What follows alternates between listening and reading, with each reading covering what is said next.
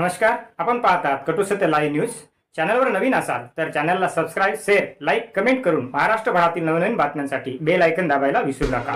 अजितदादांना पुणे जिल्हा म्हणजे संपूर्ण महाराष्ट्र वाटतो किंवा फार तर पश्चिम महाराष्ट्र, त्याच्या पलीकडे जो विदर्भ, मराठवाडा, उत्तर महाराष्ट्र, कोकण आहे आणि जिथे त्यांचे फारसे आमदार खासदार नाहीयेत त्यांना वाऱ्यावर सोडायचं का? अजितदादा हे खपवून घेत अजितदादांचं हे खपवून घेता कामा नये। विरोधी पक्षांनी याच्या संबंधी आंदोलनात्मक पवित्रा घेतला। अजितदादा असो कोणी असो, हा पक्षपात खपवून घेता कामा नये। अजितदादा यांची तगेगिरी, दादागिरी मोडून काढली पाहिजे असं माझं स्पष्ट म्हणणं। महाराष्ट्राचे उपमुख्यमंत्री आणि अर्थमंत्री अजितदादा पवार यांनी अनेक बजेट सादर केलेली आहेत, मग ती महाविकास आघाडी सरकार, त्याच्या अगोदरची किंवा आता, आणि त्यामुळे संपूर्ण बजेट्सवर माझी हुकूमत आहे, मला त्यामध्ये पारंगतता आहे, मी एक्सपर्ट आहे त्याच्यामधला, असं अजितदादांना वाटतंच। आणि माझ्या हातात सगळी सूत्र आहेत असाही त्यांचा आविर्भाव असतो। एका सभेमध्ये, स्थानिक स्वराज्य संस्थांचा प्रचार सुरू आहे, त्या सभेमध्ये ते म्हणाले की मी वाढप्याच्या भूमिकेत आहे। तुम्ही लक्षात ठेवा, तुम्ही लग्नामध्ये पंक्तीत बसला आणि तुमचा जो वाढपी ओळखीचा असेल तर तो वाढपी तुमच्या ताटात इतरांपेक्षा जास्त पदार्थ वाढतो, चांगले पदार्थ, जास्त क्वांटिटी जास्त वाढतो, आणि म्हणून तुम्ही माझं प्रेम संपादन करा, कारण मी इथे राजकारणातल्या वाढप्याच्या भूमिकेत आहे सध्या, कारण तिजोरीच्या चाव्या माझ्या हातात, आणि म्हणून तुम्ही मला भले वाढपी म्हणा, तुम्ही जर माझं प्रेम संपादन केलं तर मी तुम्हाला भरपूर तुमच्या ताटात वेगवेगळे पदार्थ टाकेन, वेगवेगळ्या योजना टाकेन, वेगवेगळ्या स्वरूपात तुम्हाला मदत करीन, तुमच्या मतदारसंघातल्या प्रकल्पांना जे काही लागेल ते मी देईन, अशा प्रकारचं आश्वासन अजितदादांनी दिलं।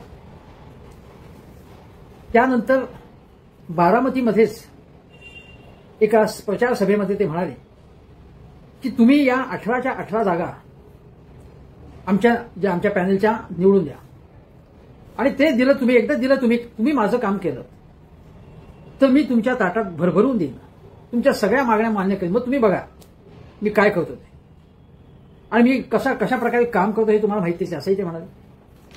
ते असं म्हणाले की तुम्ही जर माझ्यावर काट मारली तर मी तुमच्यावर काट मारेन, तुम्ही माझ्या बाजूने कौल दिला, आमच्या लोकांना निवडून आणलं तरच मी तुम्हाला मदत करेन। डायरेक्ट धमकी दिलेली त्यांनी, म्हणजे आम्हाला मतदान केलं नाही तर तुमचं सगळे रसद संपेल, असंच ते एक प्रकारे सुमत। पूर्वीच्या काळामध्ये किल्ल्यावरती समजा शत्रू पक्षाचे सैन्य असेल तर किल्ल्याला वेढा घातल्यानंतर त्यांची सगळी रसद जी आहे, सैन्याला जी शिधा लागतो, तो शस्त्रसामुग्री, दारुगोळा, ती रसद तोडली, मुख्यतः अन्न पाणी त्यांचं बंद केलं की मग शरणागती पत्करावी लागायची शत्रू पक्षाला। आता हाच प्रकार या लोकांनी केलेला आहे।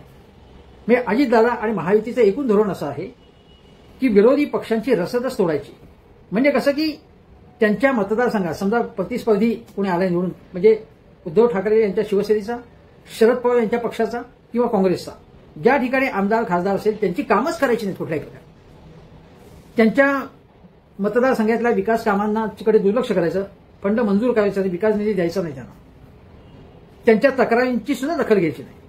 हा प्रकार महायुतीने सुरू केलेला आहे, आणि मला आठवते की अजितदादांची दादागिरी अशी आहे की ते इतक्या आत्मविश्वासात होते, अति आत्मविश्वास।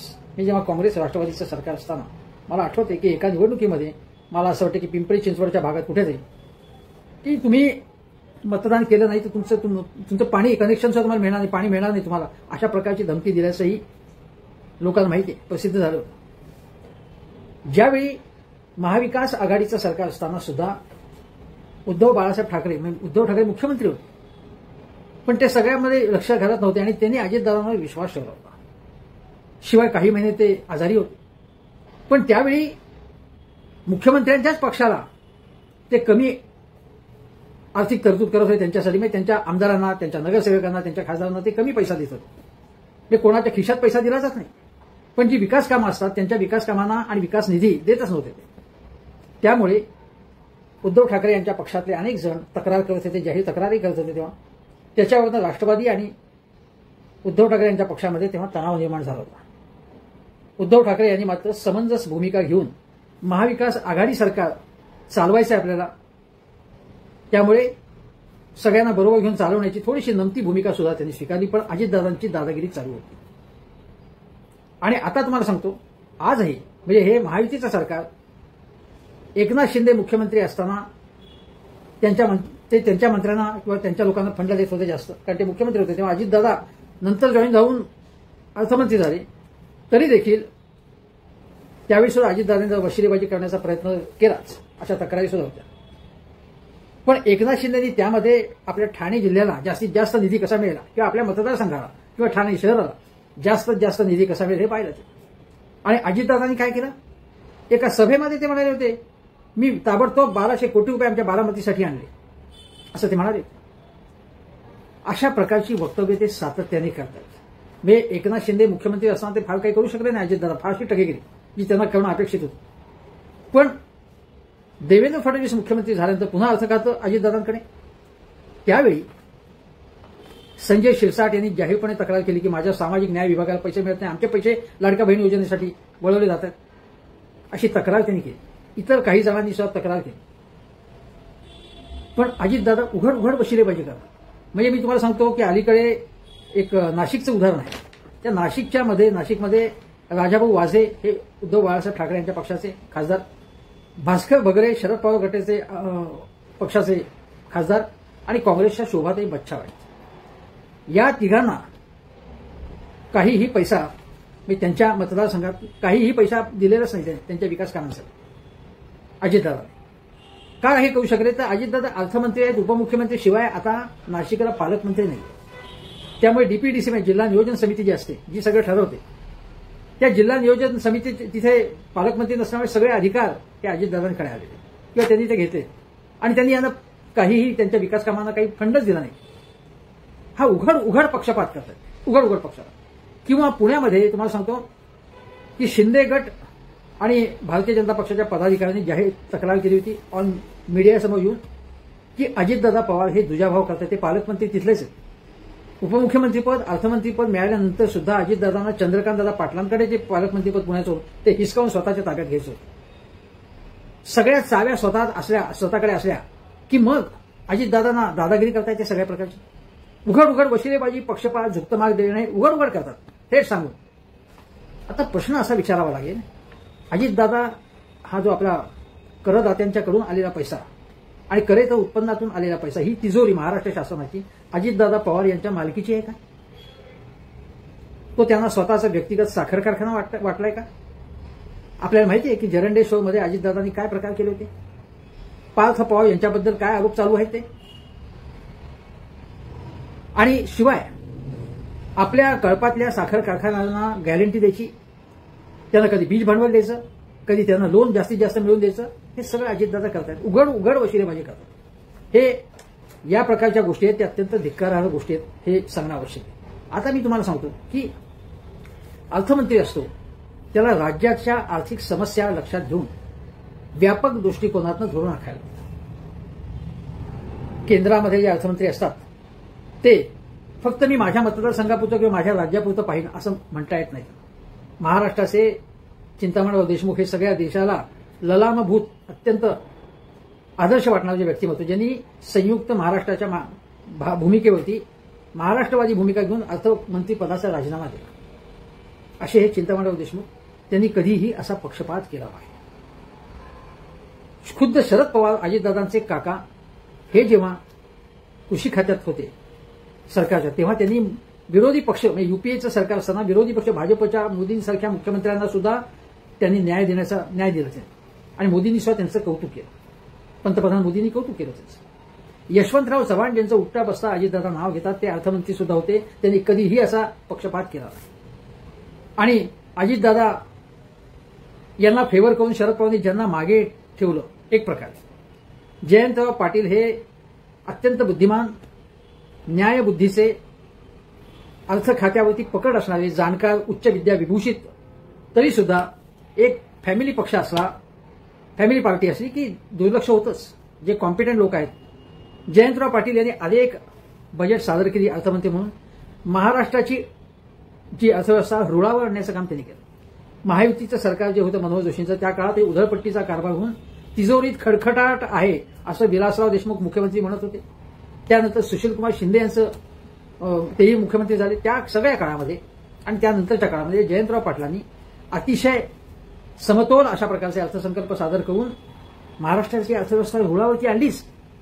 पण सगळ्या पक्षांना, अगदी भाजप असेल, शिवसेना असेल, ते जेव्हा विरोधात होते आणि जयंतराव त्यांच्याबरोबर नव्हते, तेव्हा देखील त्यांनी सगळ्या पक्षांना न्याय देण्याचा प्रयत्न केला. हा माझ्या पक्षाचा नाही म्हणून त्याला काही देणार नाही, बस बोंबलत, असं त्यांनी कधीही केलं नाही जयंतराव. सुशीलकुमार शिंदे अर्थमंत्री होते, त्यांनी कधी केलं नाही. रामराव अधिक अर्थमंत्री होते, त्यांनी असं कधीही केलं नाही. काँग्रेसचे अनेक अर्थमंत्री झाले की अजितदादा पवारच फक्त त्यांनीच बजेट सादर केले असं थोडंच आहे. वसंतराव नाईकांच्या काळामध्ये विरोधी पक्षांना न्याय मिळत होता मुख्यमंत्री असताना. पण नरेंद्र मोदी जेव्हा पंतप्रधान झाले तेव्हा मला आठवतं की बिहारचं उदाहरण सांगतो तुम्हाला, की बिहारमध्ये गेल्या होती प्रचार सभेत ते म्हणाले तुम्हाला किती पैसे पाहिजे, 25,000 कोटीचं पॅकेज पाहिजे, अजून सांगा 50,000 कोटीचं हवंय, 75,000 कोटीचं हवंय, 1,00,000 कोटीचं हवंय, 1,25,00,000 कोटीचं हवंय, दिलं. हा जो प्रकार आहे की अत्यंत सवंगपणे अशा रेवड्या वाटणं, ज्याप्रमाणे लाडकी बहीण योजना एकाच योजनावरती एवढा खर्च करणं ही रेवडी वाटणं सुद्धा, आणि ज्या प्रकारे असं सभेत घोषणा करणं तुम्हाला किती पैसे पाहिजे, मी हा काय तुमच्या घरचा पैसा आहे का कसाही वाटायला. देशामध्ये कोणत्या सगळ्या राज्यांचा तौलनिक अभ्यास करून अर्थतज्ञांचा सल्ला घेऊन की ज्यांचा विकास कमी झालाय त्यांना कशा प्रकारे न्याय द्यायचा, नुसतं पैसे वाटायचे किरापती वाटायचे नसतात. ते जसं मोदींचं ते मॉडेल आहे ते चुकीचं होतं, तसंच जे सवंग आर्थिक धोरण जे अजितदादा पवारांनी हे सुचवलंय, हे सुरू केलं, आणि त्याच्यामध्ये महाविकास आघाडीत असताना आपल्याच आघाडीतल्या मित्रपक्षाला ते काही देत नव्हते अशी तक्रार होती, म्हणजे उद्धव ठाकरे यांच्या पक्षाची. महायुतीत असताना सुद्धा आता शिंदे गटाची तक्रार आहे त्यांच्याबद्दल की ते पैसे देत नाहीत म्हणून, किंवा आमच्या खात्याचे पैसे दुसरीकडे वळवतात म्हणून. भाजपच्या काही लोकांची कधी कधी कुरबुर चालू असते. काय चाललंय काय? एकीकडे चंद्रशेखर बावनकुळे भाजपचे माजी प्रदेशाध्यक्ष महसूल मंत्री म्हणतात की मतदारसंघात जाऊन म्हणतात ते अरे हवा तितका खर्च करा, निवडणूक आयोगाला काय द्यायचं उत्तर ते आपण देऊ, निवडणूक आयोग काय आपला घरचाच आहे, आपला गुलाम येतो, तुम्ही काही काळजी करू नका. मग हे पैसे वाटेल तेवढा खर्च करा, पैसे येतात पुन्हा यांच्याकडे. हा जो विकास निधी वाटेल तसा आपल्या पक्षाच्या चेल्या चपाट्याने वाटायचा, किंवा आपल्या मित्रपक्षांना द्यायचा, विरोधी पक्षाला काहीही द्यायचं नाही. यांच्या वडिलांचा पैसा आहे का, या पक्षाच्या लोकांच्या वडिलांचा पैसा आहे तो, यांच्या खानदानाने कष्टाने मिळवलेला पैसा आहे. ही अजितदादांची जी दादागिरी झाली आहे त्याच्यावरती अंबादास दानवे यांनी रास्त टीका केली, वडेट्टीवारांनी टीका केली. पण माझं म्हणणं त्याच्या पलीकडे जाऊन असं आहे की जनहितच्या याचिका दाखल करून याच्याबाबत न्यायालयात दाद मागली पाहिजे. हा विकास निधीचा प्रश्न अजेंड्यावरच घेतला पाहिजे, कारण विकास निधी विरोधी पक्षांना मिळूनच द्यायचा नाही, आणि सगळं आपल्याच लोकांची फक्त तिथे कामं करायची आणि विरोधी पक्ष काहीच करत नाहीत, विकास करतच नाहीत असं म्हणायचं. आमदार, खासदार, विरोधी पक्षाचे नगरसेवक हे लोकांच्या सेवेसाठी असतात ना, मग त्यांनी काही कामं सुचवली तर कामं पैसा द्यायचा नाही ना, भिकायला लावायचा सगळ्यांना विरोधातल्या. हा जो प्रकार आहे तो थांबला पाहिजे, आणि म्हणून हा प्रश्न जो कळीचा आहे हा न्यायालयात गेला पाहिजे, आणि न्यायालयात त्याची दाद मागितली पाहिजे. कारण यांचं ते मॉडेल आहे निवडणुका जिंकण्याचं, ते हेच आहे, रसद तोडायची आपल्या शत्रूंची, आणि हे शत्रू अजितदादांचे आपल्या महायुतीतलेही शत्रू आहेत, त्यांची शक्य तितकी रसद कमी करायची, आणि मग मीच फक्त विकास करू शकतो, मला मत दिलं नाही किंवा माझ्या पक्षाला, माझ्या सहकार्यांना, तर बघा तुमचं काय होतं ते बघूच असा दम देणं. एक डीपीडीसी जिल्हा नियोजन समिती पुण्यात जी बैठक झाली होती गेल्या वर्षी, त्यावेळी अजितदादांच्या त्या शरद पवार होते, सुप्रिया सुळे गेले होते तिथे, आणि त्यांनी काही मुद्दे उपस्थित करायला लागल्यानंतर सुनील शेळके जे शरद पवारांच्याच पक्षाचा टुणकन उडी मारून अजितदादांच्याकडे गेले, आणि ते तिकडे आता खासदार आहेत त्यांनी सांगितलं की या मीटिंगमध्ये म्हणजे शरद पवार किंवा सुप्रिया त्यांना बोलता येणार नाही किंवा तसा नियमात नाही येते, आणि त्यांनी ते जरा अजितदादांच्याच प्रेरणेने सुनील शेळके तिथे थोडीशी दादागिरी केल्यासारखं वागत होते. आता दादा त्यांचा नेता त्याच्यासारखं आपण वागायला पाहिजे असं त्यांना वाटलं असेल. सुप्रियाताई सुळे किंवा शरद पवार तिथे असताना त्यांना आवाज देणं किंवा एक प्रकारे त्यांचा अपमानच करणं हे सुनील शेळकेंनी केलं, आणि अजितदादांनी काही बोलले नाही. दादागिरी किती टोकाला पोचली बघा. केवळ यशवंतराव चव्हाण यांचे विचार आम्हाला अत्यंत आदर्शवत आहे असं म्हणून चालला नाही दादा. यशवंतराव हे विरोधी पक्षांना सन्मानाने वागवत होते. सुसंस्कृतपणा म्हणजे नुसतं यशवंतरावांचं नाव घ्यायचं, फुले शाहू आंबेडकर म्हणायचं, यामुळे काही होणार नाही. तुम्ही पक्षपाती आहात, आणि तुम्ही महाराष्ट्राचा समतोल विकास या तुमच्या वागण्याने होणार नाही. अर्थमंत्री जो आहे तो सगळ्यांचा असतो. अर्थमंत्री सगळ्या जिल्ह्यांच्या सगळ्या गावांचा विकास समतोल विकास व्हायला पाहिजे. अशा प्रकारचं जर तुम्ही मतं द्या तर तुम्हाला वाटेल तेवढा पैसा देऊ असं म्हटलं तर महाराष्ट्राचा विकास धेडगुजरी पद्धतीचा होईल. कशा प्रकारचा होईल बघा. कोणाचाच एखाद्याचाच विकास होईल आणि इतर विभागाकडे दुर्लक्ष केलं जाईल. अजितदादांना पुणे जिल्हा म्हणजे संपूर्ण महाराष्ट्र वाटतो किंवा फार तर पश्चिम महाराष्ट्र, त्याच्या पलीकडे जो विदर्भ, मराठवाडा, उत्तर महाराष्ट्र, कोकण आहे आणि जिथे त्यांचे फारसे आमदार खासदार नाहीयेत त्यांना वाऱ्यावर सोडायचं का? अजितदादांचं हे खपून घेता कामा नये. विरोधी पक्षांनी याच्यासंबंधी आंदोलनात्मक पवित्रा घेतला पाहिजे. अजितदादा असो कोणी असो हा पक्षपात खपून घेता कामा नये. अजितदादा यांची टगेगिरी, दादागिरी मोडून काढली पाहिजे असं माझं स्पष्ट म्हणणं. पाहत रहा निर्भीड सत्य अर्थात सर्वसामान्यांचे व्यासपीठ, आपल्या सर्वांच्या हक्काचे चॅनल कटू सत्य लाईव्ह न्यूज. धन्यवाद.